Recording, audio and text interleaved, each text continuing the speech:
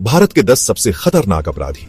क्या आप जानते हैं कि भारत की धरती पर ऐसे भी अपराधी पैदा हुए हैं जिनका नाम सुनकर आज भी लोग कांप जाते हैं, जिनके किस्से कहानियां नहीं बल्कि खौफ के किस्से हैं जो लोगों के जहन में घर कर गए हैं। वो जो सिर्फ कानून ही नहीं बल्कि इंसानियत की हदें भी पार कर गए, जिनके लिए खून खौलता हुआ पानी था और जिंदगी मौत से सस्ती। कुछ ने आतंक फैलाया, कुछ ने खून से खेला और कुछ ऐसे थे जो खुद कानून से भी बड़े बन बैठे। आज हम बात करेंगे इंडिया के टॉप 10 मोस्ट डेंजरस क्रिमिनल्स की, जिनके अपराधों ने देश को हिलाकर रख दिया। हर नाम एक कहानी है और हर कहानी में छिपा है खौफ, साजिश और जुर्म की इंतहा। दाऊद इब्राहिम, ये नाम सुनते ही मुंबई की गलियां खौफ से कांप उठती हैं। एक ऐसा नाम जो भारत के सीने में चुभे हुए कांटे की तरह है। कभी मुंबई की गलियों में छोटा मोटा गुंडा, फिर डी कंपनी का सरदार और फिर अंडरवर्ल्ड का बेताज बादशाह।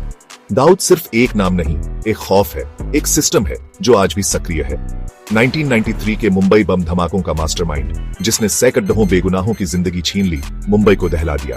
कहते हैं दाऊद पाकिस्तान में बैठा है, आईएसआई के साए में, लेकिन उसके पंजे आज भी भारत में फैले हैं। स्मगलिंग, हवाला, ड्रग्स, सट्टा बाजार, हर जगह दाऊद का खेल है। उसकी पहुंच बॉलीवुड से लेकर राजनीति तक है। दाऊद इब्राहिम एक ऐसा जख्म है जो शायद कभी नहीं भरेगा, एक ऐसा सवाल है जिसका जवाब आज तक नहीं मिला। दक्षिण भारत के घने जंगल और उन जंगलों में राज करता एक नाम, वीरप्पन। एक ऐसा नाम जो खून से लिखा गया था, खौफ से सजाया गया था। चंदन की खुशबू और हाथी दांत के लालच में वीरप्पन ने न जाने कितने ही बेगुनाहों को मौत के घाट उतार दिया। पुलिस उसके लिए सिर्फ एक मजाक थी, एक खेल जिसे वो बार बार जीतता था। 3 दशक तक वीरप्पन ने जंगलों में राज किया। सरकारें आईं और गईं, लेकिन वीरप्पन का खौफ बरकरार रहा। उसके जाल इतने मजबूत थे कि कोई उसे छू भी नहीं पाता था। और फिर आया वो दिन जब वीरप्पन ने अपनी सबसे बीड़ेढ़ी गलती की। उसने फिल्म स्टार रजनीकांत को अपना शिकार बनाना चाहता था, लेकिन इस बार किस्त कुछ और ही लिखी थी। 2004 में एक एनकाउंटर में वीरप्पन को मार गिराया गया। जंगल का शैतान अंततः खामोश हो गया, लेकिन उसके काले कारनामे आज भी लोगों को डराते हैं। एक चेहरा, मुस्कुराता हुआ, शांत, लेकिन इस मुस्कान के पीछे छिपा था एक रहस्य, एक ऐसा रहस्य जो खून से सना था, धोखे से भरा था। यह कहानी है चार्ल्स शोभराज की। दुनिया उसे सरपेंट के नाम से जानती है, क्योंकि वो एक सांप की तरह चुपके से आता और अपना काम तमाम कर देता। उसका शिकार होते थे विदेशी पर्यटक, जिन्हें वो अपनी बातों में फंसाता, उनकी जिंदगी का भरोसा जीतता और फिर उन्हें मौत के घाट उतार देता। थाईलैंड, भारत, नेपाल, ये कुछ ऐसे देश हैं जहां चार्ल्स ने अपने पैर पसारे। उसके जुर्मों की लिस्ट लंबी होती गई, लेकिन वो हर बार कानून को चकमा देकर भाग जाता। चार्ल्स शोभराज सिर्फ एक हत्यारा नहीं था, वो एक मास्टर मैनिपुलेटर था। वो लोगों को अपना पिछलग्गू बना लेता, उन्हें अपने जाल में फंसा लेता, और यही वजह थी कि वो इतने लंबे समय तक बचा रहा। आज चार्ल्स शोभराज जेल में है, लेकिन उसकी कहानी आज भी लोगों को हैरान करती है, डराती है। एक ऐसा शख्स जो इतनी बेहरमी से हत्याएं करता रहा और फिर भी मुस्कुराता रहा। चैप्टर 4, अबू सलेम, दाऊद का दाहिना हाथ। दाऊद इब्राहिम का नाम तो आपने सुना ही होगा, लेकिन उसके पीछे एक और चेहरा था जो उसके हर काम में उसका साथ देता था। एक ऐसा चेहरा जिस पर खौफ और बेरहमी साफ झलकती थी। यह चेहरा था अबू सलेम का। दाऊद का दाहिना हाथ कहलाने वाला अबू सलेम उसके हर गलत काम में शामिल था। स्मगलिंग, हत्या, वसूली, हर जगह अबू सलेम का नाम दाऊद के साथ जुड़ा हुआ था। 1993 के मुंबई बम धमाकों में भी अबू सलेम का बड़ा हाथ था, लेकिन अबू सलेम की पहुंच सिर्फ अंडरवर्ल्ड तक ही सीमित नहीं थी। उसने बॉलीवुड में भी अपने पैर पसारने शुरू कर दिए थे। फिल्म निर्माताओं से वसूली, धमकी, यहां तक कि हत्या तक की खबरें आने लगी।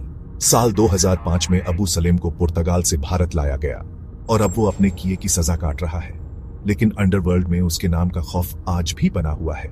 अबू सलेम की कहानी हमें ये बताती है कि जुर्म की दुनिया कितनी गहरी और खतरनाक हो सकती है और कैसे ये दुनिया किसी को भी अपने जाल में फंसा सकती है। चैप्टर 5, अजमल कसाब, 2611 का शैतान। 2611 ये तारीख भारत के इतिहास में काले अक्षरों में लिखी गई है।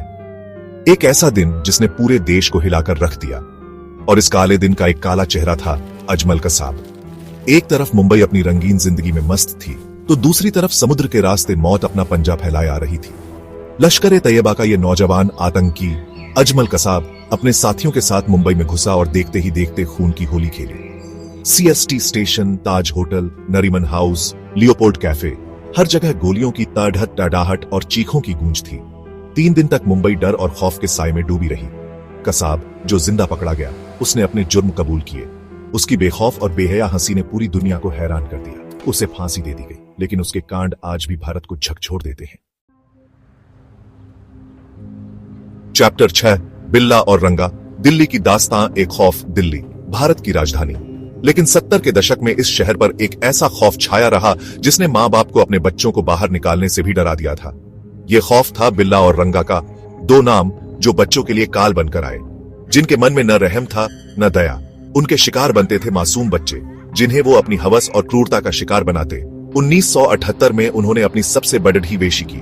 गीता और संजय चोपड़ा, 2 मासूम भाई बहन जो अपने घर से स्कूल जा रहे थे, बिल्ला और रंगा के चंगुल में फंस गए। और फिर जो हुआ उसने पूरे देश को हिलाकर रख दिया। बच्चों के साथ बेरहमी की सारी हदें पार कर दी गई। उनकी लाशें बरामद हुई तो लोगों का गुस्सा फूट पड़ा। पुलिस पर दबाव बनने लगा। आखिरकार बिल्ला और रंगा पकड़े गए। 1982 में उन्हें फांसी दे दी गई, लेकिन उनके किए का दाग आज भी दिल्ली की दीवारों पर लगा हुआ है। एक याद दिलाता है उस वक्त का जब खौफ ने इस शहर को अपनी जगदाप में ले लिया था। तमिलनाडु एक राज्य जो अपनी संस्कृति और परंपराओं के लिए जाना जाता है, लेकिन इस राज्य के इतिहास में एक काला अध्याय भी जुड़ा है। एक ऐसा नाम जो आज भी लोगों के रोंगटे खड़े कर देता है, साइको शंकर। शंकर जिसके नाम के साथ जुड़ा था साइको शब्द, क्योंकि उसके कांड किसी सामान्य इंसान के नहीं बल्कि एक पागल आदमी के थे। एक ऐसा शख्स जो महिलाओं को अपना शिकार बनाता, उनके साथ हैवानियत की सारी हदें पार कर देता। उसने कई महिलाओं के साथ बलात्कार किया, उनकी हत्या की। उसकी हर वारदात पिछली वारदात से ज्यादा क्रूर और भयानक थी। पुलिस उसके पीछे थी, लेकिन वो हर बार बच निकलता। एक बार तो वो जेल से भी फरार हो गया, जिससे लोगों में खौफ और बढ़ गया।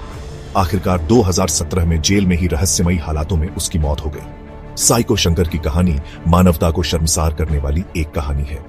एक ऐसी कहानी जो हमें याद दिलाती है कि समाज में ऐसे लोग भी मौजूद हैं जो इंसान के रूप में दानव हैं। 1944 मुंबई शहर अपनी चकाचौंध में खोया हुआ था, लेकिन इस चकाचौंध के पीछे छिपे थे कई राज, और एक राज था जो खुलने वाला था एक हवेली की दहलीज पर। यह कहानी है अमरनाथ सेठ की। एक अमीर व्यवसायी, एक पति, 3 बच्चों का बाप। बाहर से सब कुछ सामान्य था, लेकिन अंदर ही अंदर एक खेल खेला जा रहा था। लालच का खेल, विश्वासघात का खेल।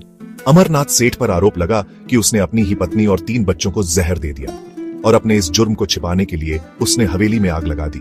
सबूत मिटाने की कोशिश की गई, लेकिन जैसे कहते हैं ना, सच छिपता नहीं है। पुलिस जांच में सच्चाई सामने आ गई। अमरनाथ सेठ का भयानक चेहरा दुनिया के सामने आ गया। लोग हैरान थे कि कोई इतना बेरहम कैसे हो सकता है।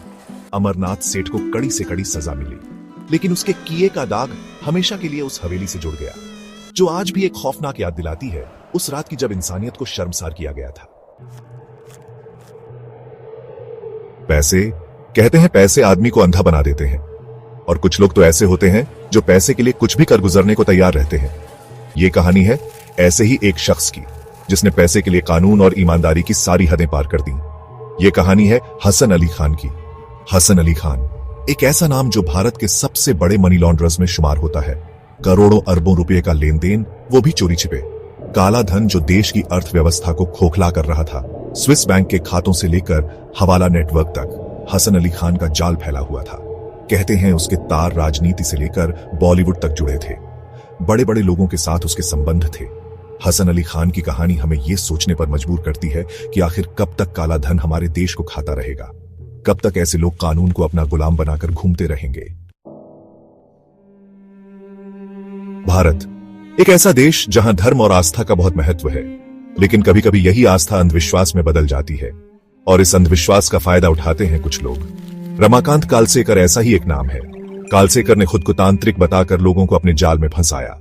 वो कहता था कि उसके पास अलौकिक शक्तियां हैं, वो बीमारों को ठीक कर सकता है, मनचाहा प्यार दिला सकता है, यहां तक कि किस्मत भी बदल सकता है। लोग उसकी बातों में आ जाते, उसे पैसे देते, कीमती चीजें देते, और वो उनका इस्तेमाल करता रहा अपनी हवस और क्रूरता को पूरा करने के लिए। कई मासूम लोग उसके चंगुल में फंस गए। उसने कई हत्याएं की। कहते हैं वो अपने शिकार की बलि देता था। पुलिस के लिए उसे पकड़ना आसान नहीं था, क्योंकि लोग उससे डरते थे, उसके खिलाफ बोलने से डरते थे। आखिरकार पुलिस ने उसे गिरफ्तार कर लिया। लेकिन उसके कांड ने समाज को झकझोर कर रख दिया। उसने दिखा दिया कि अंधविश्वास कितना खतरनाक हो सकता है।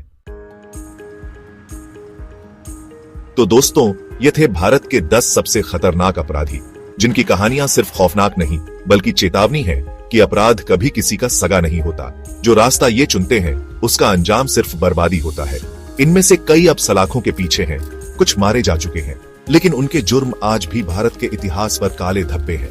एक याद दिलाते हैं उन काले दिनों की जब खौफ का राज था। वीडियो अच्छा लगा हो तो लाइक, शेयर और सब्सक्राइब जरूर करें और कमेंट में बताइए इन अपराधियों में से किसकी कहानी ने आपको सबसे ज्यादा चौंकाया।